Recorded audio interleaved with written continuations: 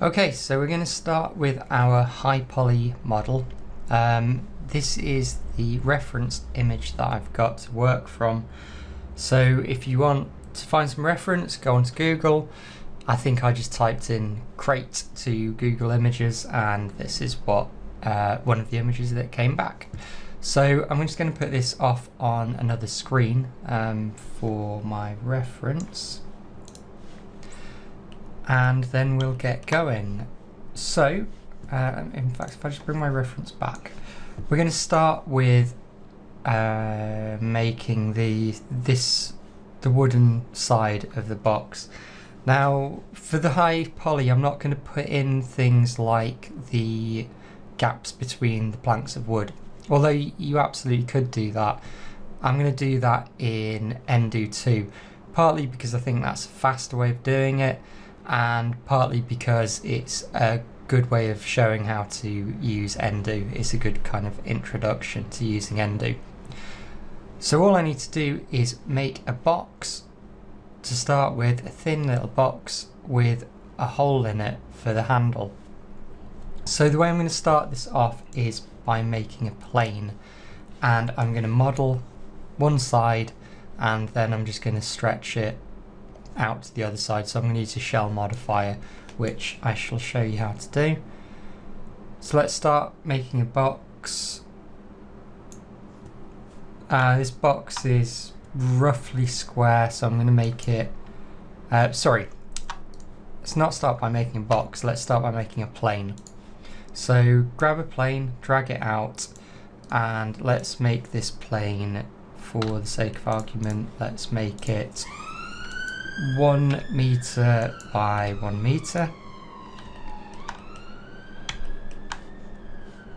We'll get rid of these length segments, so change those to 1 and width segments to 1, so just right click on the spinner, and then we can put this back to 0, 0 location, so just right click on all of these spinners to get to 0. Turn our grid off, G, and I'm just going to make the length of, well rather, yeah, the length of this a little bit lower, so about 0.8. Just gets us more of that shape. It's not quite perfectly square, I don't think. So the next thing I'll do is collapse that to an editable poly, so just right click on it and go to editable poly. And now I can start using some of my tools. So first thing to do will be, well, all we really need to do is to put this handle in. Once we've done that, we're pretty much there. So again, looking at the reference, I'm just going to cut across about here and about here so that I've got a little bit of space to put the handle in. So to do that, I'll go to edge mode, so press 2 or grab that, and then I'm going to shift click on connect up at the top and add 2 loops there. Then I'm going to grab all of this ring of edges here and do the same thing. And then I can just double click on these and move them roughly into position. So I'm just setting these roughly where I think the handle is going to go. So if I want to widen those up, I can go to vertex mode, so just control click on the verts when you've got the edges selected, and then I can just use my scale tool to widen those out. Okay, so the general rule with high poly modeling, or the rule that I like to use, is that if I'm cutting something out that's a square, then I would just leave it something like this and cut it out like that.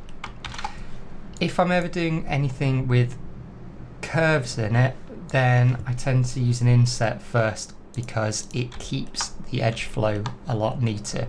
So I'm going to shift and click on inset there, and you can see how this gets us this ring of edges that will just, it makes it easier for it because we can, these edges now kind of flow around in a circle. So the idea here is that we're going to hit turbo smooth. We're going to put the turbo smooths on and add a couple of iterations. So we'll model everything in this editable poly, and then we'll put a turbo smooth over the top, and that turbo smooth should give us the shape that we want. So you can see we're already getting that circular shape, and we're getting that because we used that inset.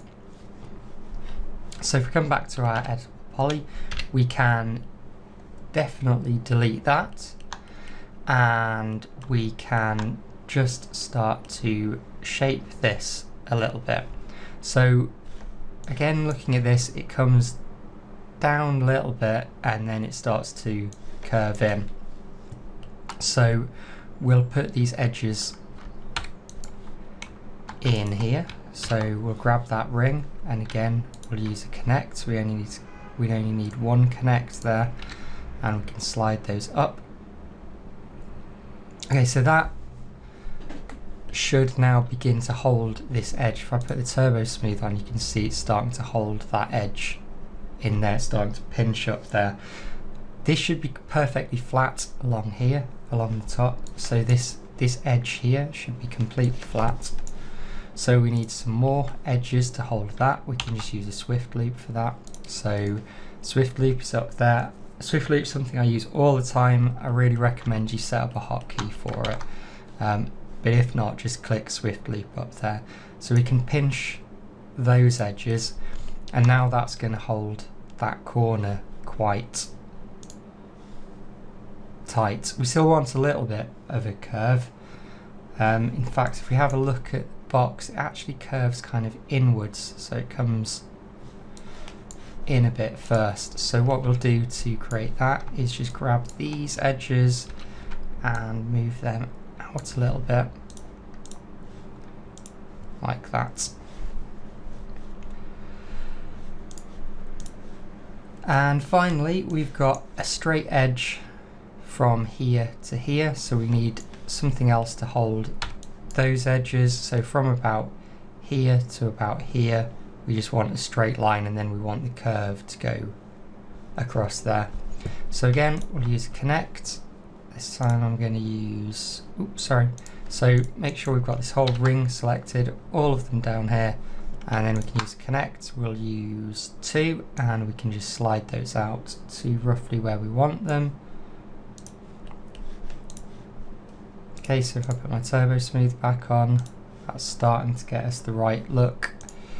These just need pinching in a bit. So grab those verts, pinch them in, and actually I might just start to shape this a bit as well into that curve, just to help that.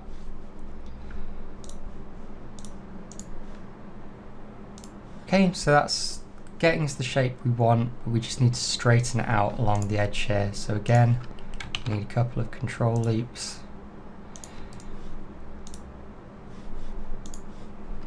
And let's just push these out. So it's just a case of shaping it now until we get the shape that we want. I think actually everything just needs to come up a bit as well.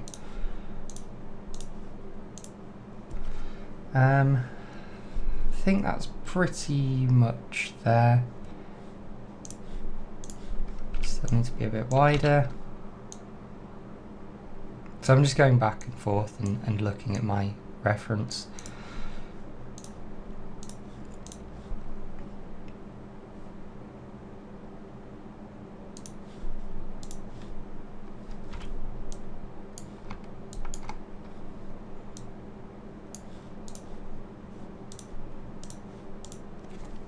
Okay, I think that's about right.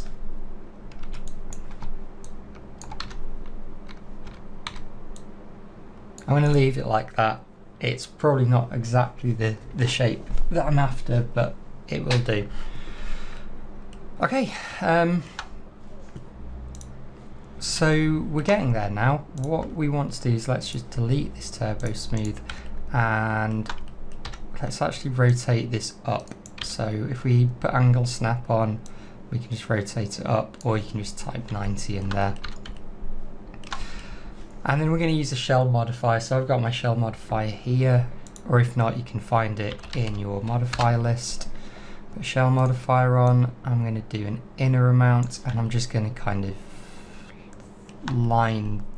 put this up to where I think it should be. So this is about 4 centimeters of depth. That seems like quite a lot. Let's try 3. And again, I'm just looking at the reference and seeing how thick I think that piece of wood is. I think that's about right. So now we've got this mirrored on the back and all these edges connected up. So we can collapse that back down to an editable poly. So just right click or right click on here and convert to editable poly.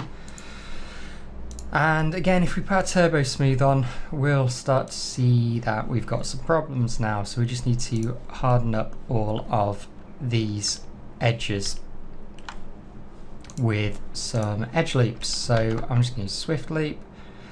I want to keep my edges fairly broad. So I'm not putting my edge right up here and pinching it.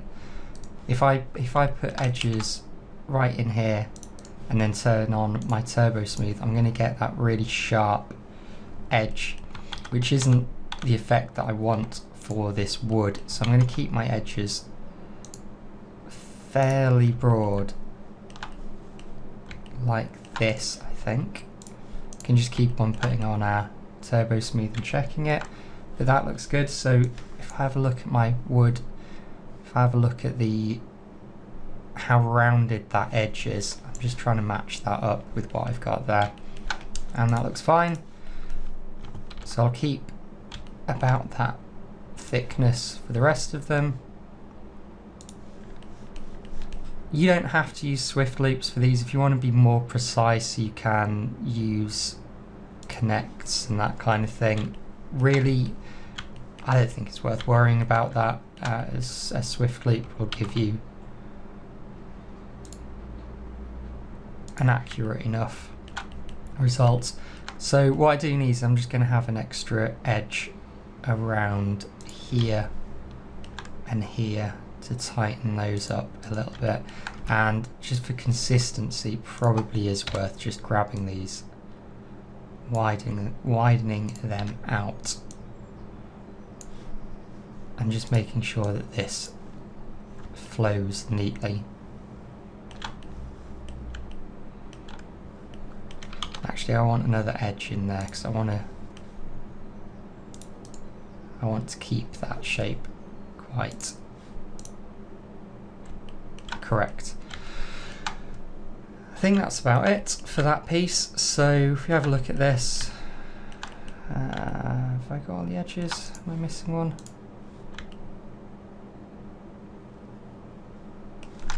No. I think this could be a little tighter. Bring that down there. Let's just put a more empty material on it, like that. Okay, so again, have a look at the reference, match the two up, but they look pretty close now. Obviously, if you've got a bit more time, tweak it to perfection, get it exactly how you want it. Okay, so I'm just going to go through the rest of this video a bit faster to make the last few pieces of this high poly. So what I'm doing here is I'm creating the side pieces, but instead of starting from a fresh new plane, I'm using a bit of the geometry that was already there. So I'm just taking a piece off the piece of wood that we made, because I know that's roughly the right size and right shape, and then just starting to shape it around that. So you can see the pieces that I'm looking at. I'm just studying the reference and working out the best way to do this.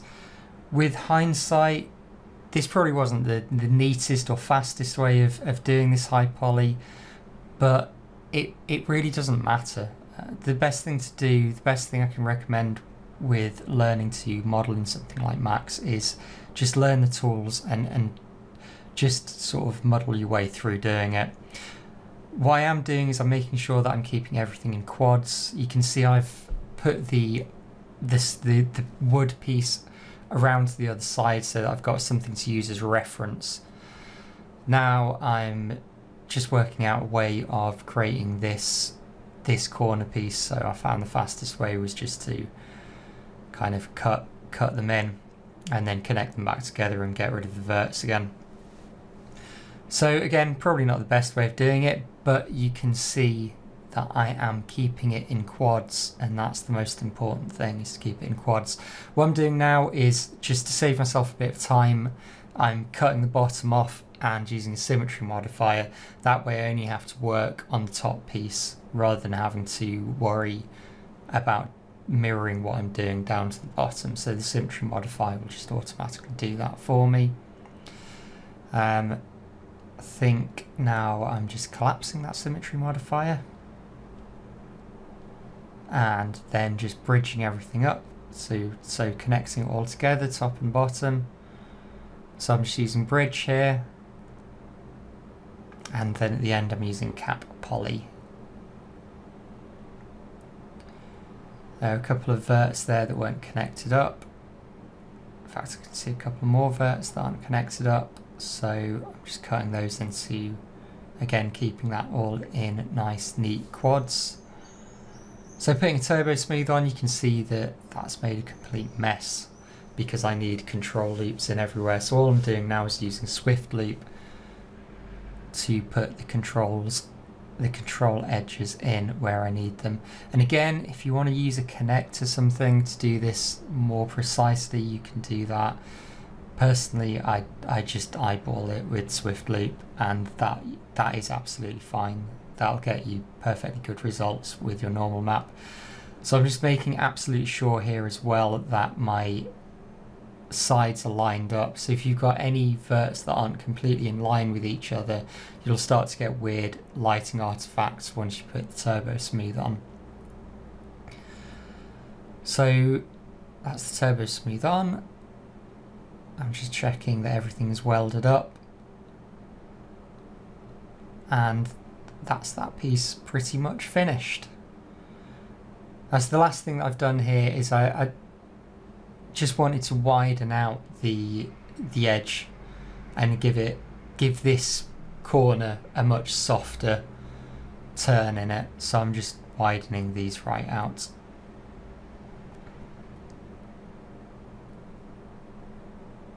Okay, so that's that piece done. Just lining it up, top and bottom. And the next thing will be to do this inside piece.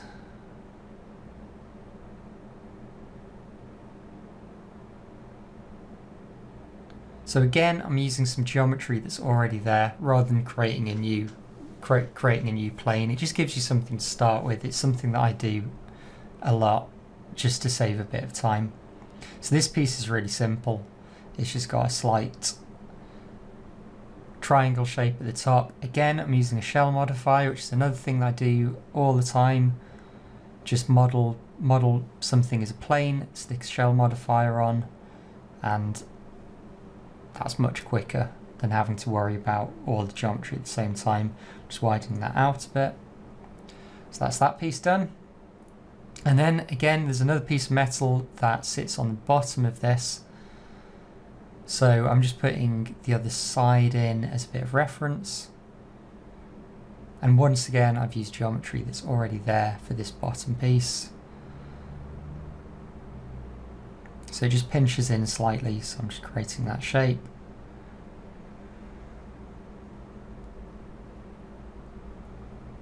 And occasionally here, I'm just using Alt-Q to toggle isolation mode on and off. So just to make things easier to see. Again, putting control loops in.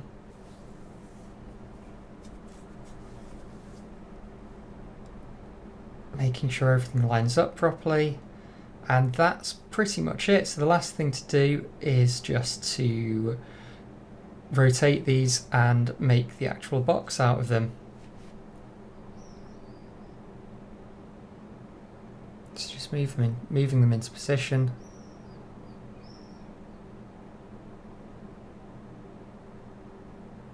And mirroring that last corner over.